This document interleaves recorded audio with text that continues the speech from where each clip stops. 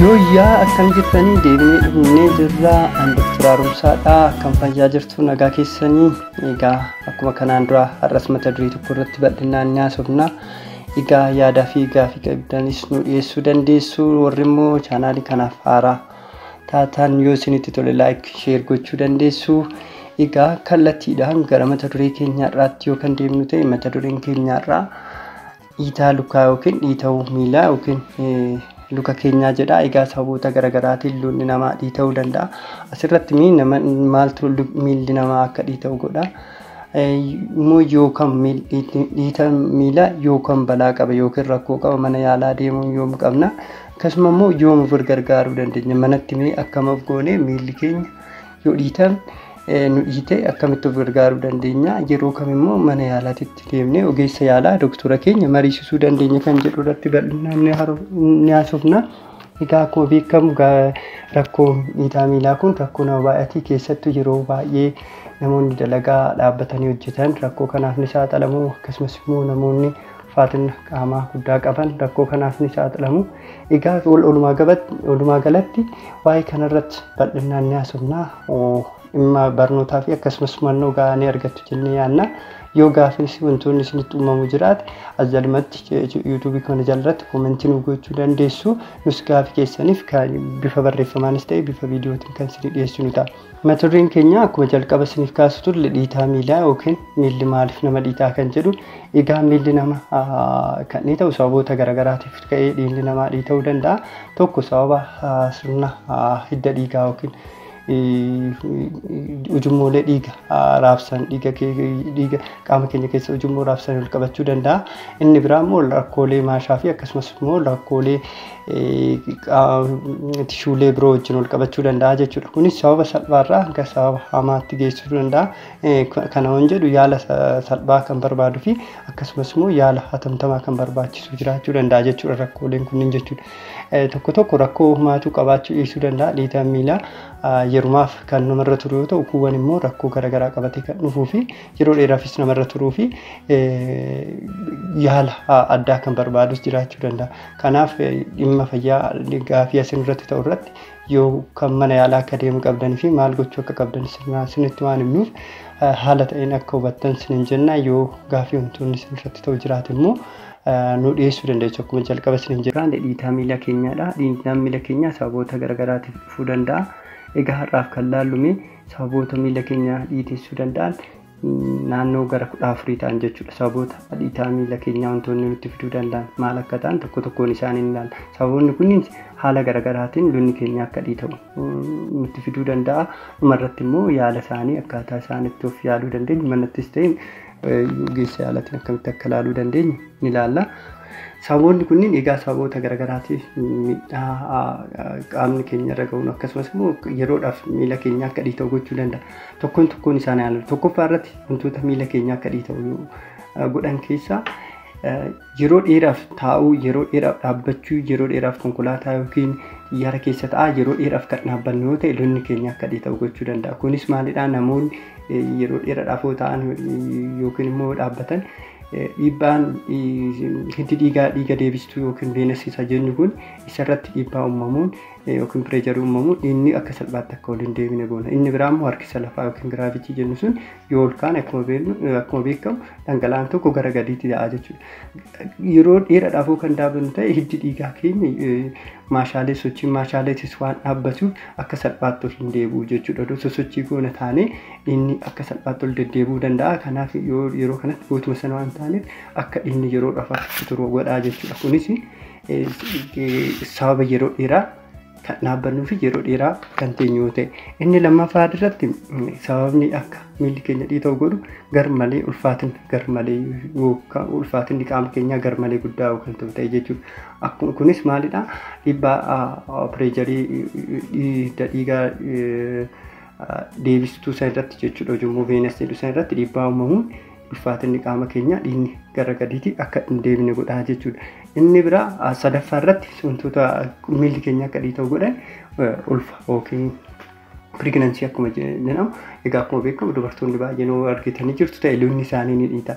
Kunis sababa maaliitiif tokkoffaa ulfi garaa keessaa gadaamessa keessa jiru tokko dhiibbaa dhiigaa hidda dhiigaa deebistuu kan yookiin veenes kan jedhu kana dhiibbaa irratti uumuudhaan inni akka salphaatti hin deebine gochuu danda'a. Inni biraa immoo akkuma ulfaatinni qaamaa dabaluun inni biraa jijjiirama hormoonota qaama keessatti dhufuun veenni yookiin hiddi dhiigaa kun akka bal'atu waan godhuuf dhiigni akka salphaatti akka wal hin deebine gochuudhaan yeroo kanas dhiigni akka miilli keenya dhiita'u yookiin miilli dubartoota ulfaa akka dhiita'u gochuu danda'a jechuudha. Sadaffaa irratti ulfis kana godhaa jechuudha. Inni arfaffaa irratti sababni miilli keenya yookiin lubni keenya akka dhiita'u godhu rakkoolee hidda dhiigaa deebistuu yookiin veenes jennu san veenes insufficiency jechuudha. Lakkoon sababoota garaagaraatiin ta'uu danda'a. Miilli keenya akka dhiita'u gochuu danda'a jechuudha. Kun rakkoolee hidda dhiigaa deebistuu yookiin veenes jennu kun rakkoolee garaagaraatiin sababa garaagaraatiin balballi isaa yookiin balbiin isaanii ta'uu danda'a. Egaa yoo sirnaan kan dhiiga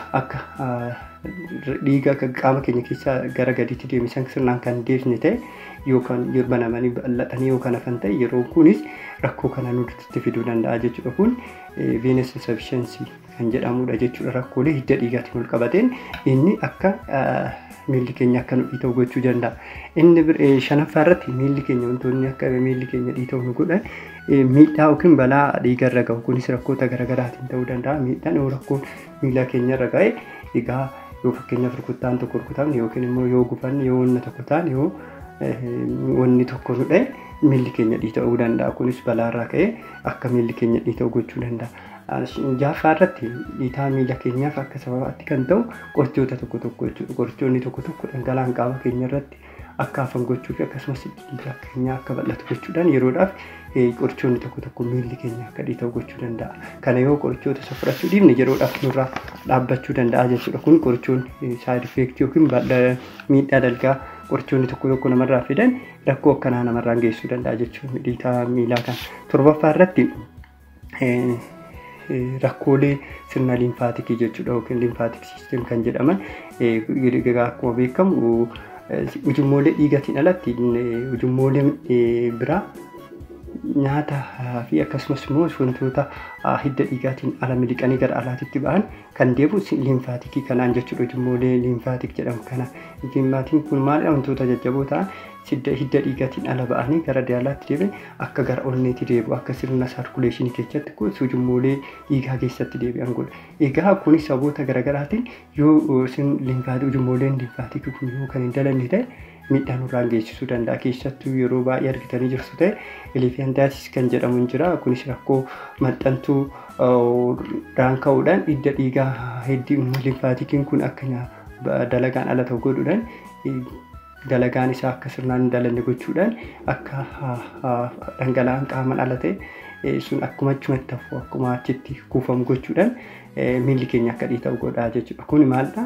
Sirna ujummoolee liimfaatikii wajjin rakkoolee ujummoolee liimfaatikii wajjin wal qabatanii namatti galuudha jechuudha. Saddeettaffaan jechuudha. Inni salgaffaan rakkoo dhiitaa miilaa kan namatti fiduu danda'u dhibeewwan akkuma beekamu jalqaba mallattoon isaa dadhabbii kana ta'uu danda'a. Miilli dhukkubuu laphee nama dhukkubuu danda'a. Egaa qilleensi hafuurra hanqachuu danda'a. Kanaan alatti yoo qaama keenya keessatti dhangala'aa sirna waan irraa hamsafneef yeroo kanattis dhiigni bishaan dhangala'aan qaama keenya irratti kuufamuudhaan miilli keenya akka dhiirii ta'u godha. Kana keessattuu wanti beekuu qabdan yeroo baay'ee mallattoo onnee keessaa wanni wal qabatu dhiitaan qaamaa yeroo baay'ee lukarraa kan eegaludha jechuudha. Lukarraa eegalee gara oliitti kan deemudha jechuudha. Salgaffaan dhibeewwan miilli keenya akka dhiirii ta'u gochuu qaba. Inni kurnaffaa irratti dhibee kalee. Egaa kaleenis akkuma keenya dhangala'aan qaama keenya keessa jiruu fi pirootiiniiwwan qaama keenya keessa jiran wal madaalaa waan taaneef yeroo kanatti dhangala'aan gara malee qaama keenyatti waan kuufamuuf lukanni keenya akka dhiita'u gochuu danda'a jechuudha. Kana wal qabatee dhiitaan kalee wajjin wal qabatu yeroo baay'ee ganama yoo rafnee kan fuula keenya irratti kan beeksisuudha. Guyyaa immoo gara gadiitti gara miilatitti deemuu danda'a sababa giraavitii kanaaf jechuudha. Harkisa lafaatirraan kan ka'e jechuudha. Kanaaf dhibeen kaleetillee miilli keenya akka dhiita'u gochuu dandeessi jechuudha. Inni 11ffaa irratti miilli keenya akka dhiita'u kan godhan dhibeen tiruu yoo kan jiraatu ta'e akkuma kaanii dhangala'aan qaama keenya keessaa ol madaalee akka irraanfamne waan godhuuf kunis akka miilli keenya dhiita'uu fi qaamonni keenya biroo akka dhiita'u gochuu danda'a. Egaa asirratti wanti beekuu qabdan dhibee onnee, dhibee kalee fi dhibeen tiruu qaamni keenya guutuu akka dhiita'u gochuu danda'u jechuudha. Miilaan alaa jechuudha. Miilaan ala jechuudha. Qaamni keenya guutuun akka dhiita'u gochuu danda'u.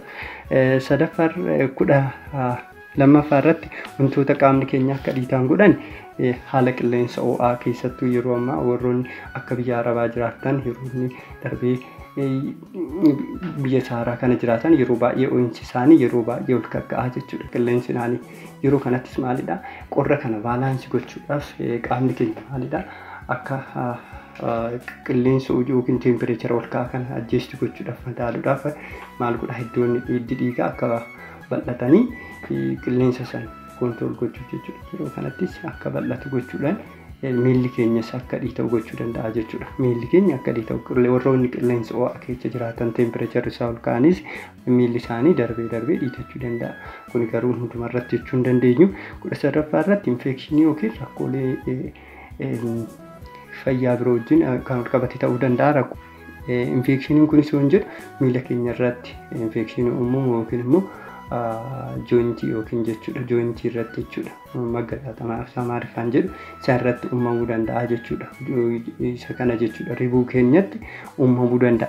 14ffaa irratti kan namatti fiduu danda'an DVT yookiin immoo itituu dhiigaa qaama keenya keessaa yeroo kun immoo rakkoolee dhiigaa wajjin wal qabatan miilli luka keenya itituu danda'a jechuudha. Sunis maalidha sababa garaagaraatirraa ka'uu danda'a.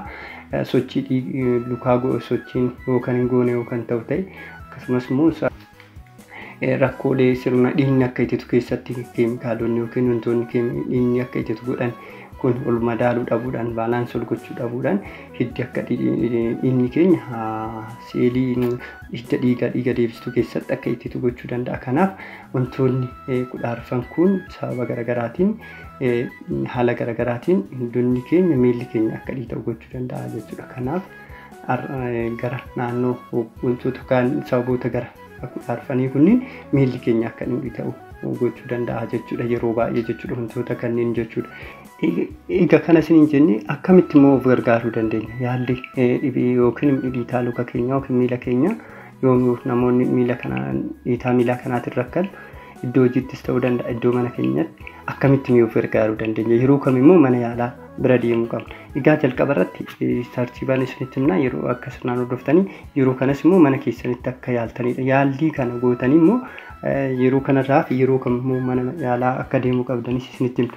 Jalqaba irratti wantoota akkamitti of gargaaruu yookiin yoo dhiite immoo yoo akka hin dhiitamne akka haalli itti gochuu dandeenyu yeroo rafnu miila keenya buraatii jala gochuu tiraasii jala godhuudhaan yookiin uffata biraa gochuudhaan liivilii yookiin sarkaa miilli keenya jechuudha ol jedhee akka ta'u gochuudha. Kunis maalidhaa onni keenya yookiin olloo kan ta'u ta'e dhiigni akka salphaatti deebi'u waan godhuuf yeroo rafnu buraatii yookiin tiraasii akkasumas immoo uffata biraa ta'uu danda'a. Miila keenya jala gochuu jechuudha. Onni keenya ol akka ta'u jechuudha. Liiviliin isaa jechuudha. Kunis dhiigni akka salphaatti gara onneetti akka deebi'u waan godhuuf yeroo kanas akka salphaatti miilli keenya dhiitaa miila keenya akka badu gochuu danda'a. Kanaaf yeroo rafnu miila keenya gochuudha. Inni biraa yeroo dheeraaf lammaffaa irratti yeroo dheeraaf dhaabbachuu taa'uu dhiisuu kana yoo isin jedhu jidduutti akkuma hojii keenya dalan boqonnaa fudhachuudhaan sochii salphaa tokko gochuu miila keenya sosochiifachuun asiif achi deebi'uun kana gochuun haga ta'e miila dhiitaa miila keenyaa ni xiqqeessaa jechuudha. Akka hin dhiitofne kunis maalidhaa yeroo asiif achi socho'uun sochii qaama kan keenyaatiin dhiigni akka onneetti akka deebi'u dhiigni akka achi hin turre gochuu danda'a. Inni sadaffaan sochii qaamaa gochuun jabeenya qaama keenyaatiin alattis fayyina hidda dhiigaa keenyaa eeguudhaan dhiigni akka salphaatti akka deddeebi'u dhiigni akka achitti hin turre gochuudhaan akka qaamni keenya dhiitomne yookiin miilli keenya dhiitomne gochuu danda'a. Arfaffaa irratti caammaa yookiin kophee nama qabu godhachuu dhiisuu yoo kanas hin jedhu caammaa kophee nama qabu godhachuunis yeroo tokko dhimma kana namatti kaasuu danda'a waan ta'eef haga danda'ameen caammaa yookiin kophee nama qabu akkam godhan. Inni biraa yeroo mana keessa teenyu jechuudha. Mana keessa yootiin namoota garaagaraatiin miilli keenya sukkuummachuu kunis maalidha? Ujummoolee linfaatikii jedhaman san dhiyeessuudhaan stimuleet gochuudhaan akka dalagaa isaanii sirnaan dalagan waan godhuuf yeroo kanas miila keenya dibata garaagaraa gargaaramuudhaan yoo sukkuumman hiddi dhiigaa kun dhiyeessuudhaan jechuudha. Stimuleet gochuudhaan dhangala'aa kan akka sirnaan deddeebisa waan gochuuf kun maasaajii yookiin sukkuummachuun kunis furmaata tokko jechuudha. Miila keenya sukkuummachuu inni jaaffaa irratti ulfaatina garmalee qabna yoo kan ta'u ta'e ulfaatina garmalee xiqqeessuu kunis maalidha? Madaala qaama keenyaa dhiitaa miila keenyaatiif isuu rakkoolee birootis faana saaxiluuf ulfaatina garmalee qabna yoo kan ta'u ta'e ulfaatina keenya hir'isuudhaan fayyaa miila keenyaatiif ta'e fayyaa qaama keenya guutuu eeggachuu ni danda'a. Isa kanaa jechuudha. Inni biraa yoo danda'ame jechuudha uffata qabu yookiin taayitii isa jennu kana kaawwachuun haala tokko nurraa ittisuu danda'a. Kunis maalidha? Hidda dhiigaa kana dhiibbaa irratti uumuudhaan kompirees gochuudhaan akka dhiigni dhiigaa kun deebi'u gochuu danda'a jechuudha. Uffanni bifa pilaastikii ta'anii laxxaxaman jechuudha kan dhiibuu danda'an jiru. Isa sanis yoo godhan ni gorfamaa jechuudha. Inni biraa yaalli jaha jiru yoo miidhaan lukaa nurra ga'e yookiin immoo sababoota biraan nurra ga'e ta'e yeroo kanatti yaallamuudha jechuudha. Miidhaan lukaa kan jiraatu ta'e yoo rukutame yoo wanna wayitirra kan buune ta'e miilli keenya irra miidhaan kan qabu kan ta'u ta'e yaallamuudha. Yoo immoo dhibee kalee akkasumas dhibee turuu dhibee onnee kan qabnu ta'e ogeessa yaalaa mariisisnee qorichi kennamu waan jiruuf yeroo kanattis yaala kana fudhachuu ni danda'a. Yaala qoricha onneetiif nu kennamu yeroo fudhanneef dhiitaan miilaa kun dhiitaan qaama guutuu kun nurraa baduu danda'a. Kan ammoo haala ogeessi yaalaa nu ajajee nuuf fudhannu ta'e tokko yaala isaa barbaachisaa argachuu dandeenya. Yaala dhiitaa qaama keenya guutuutiifis nu kennamuu danda'a waan ta'eef kan ogeessi yaalaa mariisisuun barbaachisaadha. Akkasumas immoo yeroo qoricha kana fudhannutti immoo nyaata soogidda itti baate xiqqeessuun ni gorfama. Soogiddi kunis immoo dhangala'aan qaama keenya irratti akka baay'aaf gochuudhaan yeroo kanas immoo dhiitaa miilaa kana waan nu fiduuf yeroo dhibeelee akkanaa qabnu kan nyaata soogidda itti baay'atan irraa of qusachuu qabna. Inni biraa nyaata madaalawaa nyaachuu. Nyaata madaalawaa nyaachuun fayyaa qaama guutuu keenyaatiif ni barbaachisa. Kunis maalidha? Keessattuu nyaata kaalsiyeemii itti baay'atan kan akka muuzii fa'aa nyaachuun fayyaa qaama keenyaatiif murteessaadha. Jajjabina qaama keenyaatiif kanaa kanneen ogoon haala salphaadhaan manatti of gargaaruu dandeenya jechuudha. Dhumarratti yoo mana yaalaa deemnee ogeessa yaalaa yoo mariisisuu qabna. Egaa wantoota armaan olii isiniin jenne san mana keessanitti yaaltanii keessattuu miila keessan tiraasii jala gootanii yookiin waa jala gootanii sukkuummattanii sochii qaamaa gootanii wantoota salphaa ammas isiniin jedhe san mana keessanitti yaaltanii yoo wanti kun ta'uu dide yoo mana yaalaa deemuu akka qabdan isinitti himnaa jechuudha. Jalqaba irratti dhiitaa miilaa kun yeroo hunda kan isinitti deddeebi'u ta'e yeroo dheeraaf kan sirra ta'e ogeessa yaalaa deemtanii ogeessa yaalaa mariisisuu qabdu. Inni biraa dhiitaan kun sababoota biroo wajjin ol qabata ta'e onnee kalee wajjin ol qabata ta'e sababa kanarraa ka'uudhaan akkasumas immoo yeroo kanatti maalidha? Fakkeenyaaf onnee keenya ol qabatee yoo lapheen keenya nu dhukkuba ta'e qilleensi ol nu haqqata ta'e miilli keenya garmalee nu dhukkuba yoo kan ta'u ta'e kun sababa onneetiinis ol qabachuu danda'a waan ta'eef kanaaf yeroo mana yaalaa deemuu qabna. Inni biraa dhiitaan miilaa keenya tokko qofa ta'e jechuudha. Tokko qofa ta'e akkasumas immoo qilleensi kan ol hanqatu ta'e lapheen keenya kan dhukkubu yoo ta'e kunis rakkoo dhiitituu dhiigaa wajjin ol qabachuu waan ta'uuf yeroo kanatti daddafnaan jarjaraan gara mana yaalaa deemnee ogeessa yaalaa keenya mariisisuu qabna. Inni biraa miidhaan luka keenya irra ga'e miidhaan luka keenya irra ga'e yoo miidhaan sun madaan jiraate keessattuu namoonni dhukkuba HIV fi akkasumas dhibee sukaaraa qaban yeroo kanattis daddafanii mana yaalaa deemanii yaalamuu qabu jechuudha. Yeroo dheeraadhaaf keessattuu immoo yeroo dheeraadhaaf namni mana ture algaa irra ciise yeroo dheeraadhaaf ture kunis sababoota biroo wajjin ol qabachuu waan ta'uuf yeroodhaaf mana yaalaa deemuu qabaa jechuudha. Mana yaalaa deemee ogeessa yaalaa mariisisuu qabaa. Egaa inni biraa akkuma isiniin jedhe dhukkubbiin garmalee yoo kan jiraatu ta'e kunis yaala waan barbaaduuf yoo kan nu deemsisuu dhoowwu ta'e kunirraa kan ka'e kanas ogeessa yaalaa mariisisuu qabnaa jechuudha. Egaa yeroo baay'ee yeroo dheeraa dhaabbachuu fi taa'uudhaan kan namatti dhufu waan ta'eef dhiitaan kun akka salphaatti of gargaaree dhiitaa miilaa kun irraa hidhachuu danda'a. Haa ta'uti malee rakkoolee biraa wajjinis waan wal qabachuu danda'uuf akkuma ammas hin jedhe dhukkubbiin laphee nama dadhabsiisuu kun akkasuma dhiitaa gara biraatis jiraatu akkasumas sochii kan nu dhoggoote dalagaa kan nu dhoggoote yeroo kanatti mana yaalaa deemnee ogeessa yaalaa mariisisuu qabna jechuudha. Ogeessi yaalaatis immoo rakkoo isaa irratti hundaa'uudhaan qoricha akkasumas immoo yaala biraatis dabalataatis nu kennuu danda'a jechuudha. Kana jechuudha gaafii fi yaada'uu qabaattan asirratti wanti isiniin galle yoo jiraatte koomentii jalatti nu barreessuu dandeessu. Gaafii keessaniif haala danda'ameen isiniif deebisuu nan yaala. Kanarraaf isinii qabadhe kanuma guddaa galatoomaa aan Dr. Haaromsaadha. Egaa chaanaalii kana asumaan akka subscribe like gootan isin argeera. Fayyaa ta'aa. Nagaaf naannoo.